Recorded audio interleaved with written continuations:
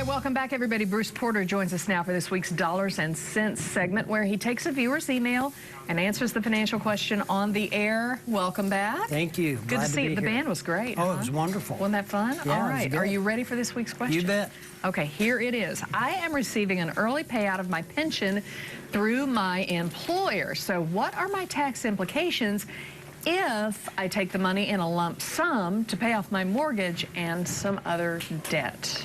Well, the important thing to consider is with pensions, it's qualified money. It's qualified to be taxed. Okay. So prior to 59.5, normally you're going to have a 10% tax penalty plus current income tax.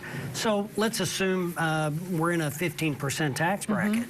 It's going to cost you 25% of that balance to take that out to pay off that mortgage.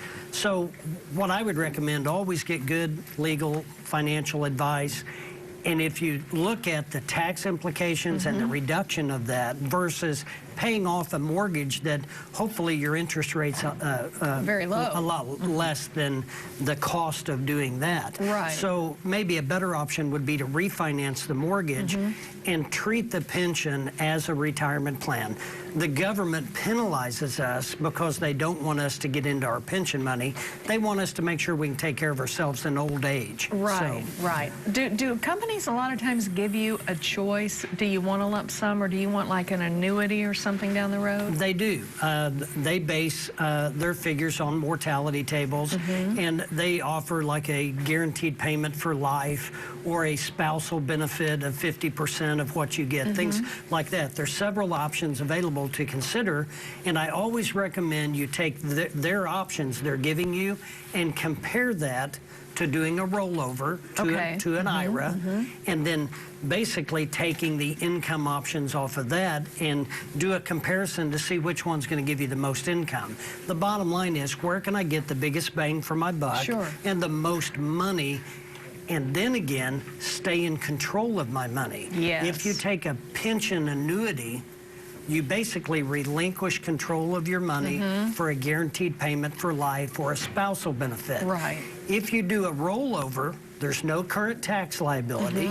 You roll it to an IRA, and then you can pick and choose if you want, like we've discussed on other shows, if you want guaranteed income, you can do that, but you don't necessarily have to annuitize or lose control of your balance.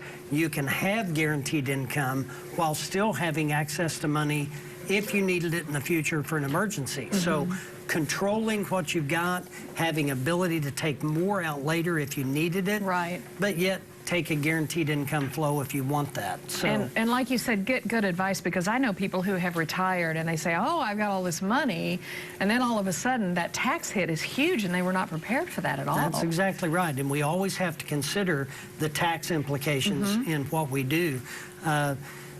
When we deal with like folks that have been downsized or they've lost their job, well, there's a rule, and there's lots of exceptions to the penalty rule.